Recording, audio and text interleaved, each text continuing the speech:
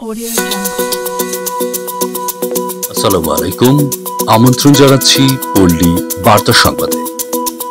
Salman enterprise online service proprietor সাংবাদিক শামীম শাহরিয়ার, বাসাইর জামালপুর বাজার রূপালী ব্যাংকের নিচতলা। Mobile number 017750933728।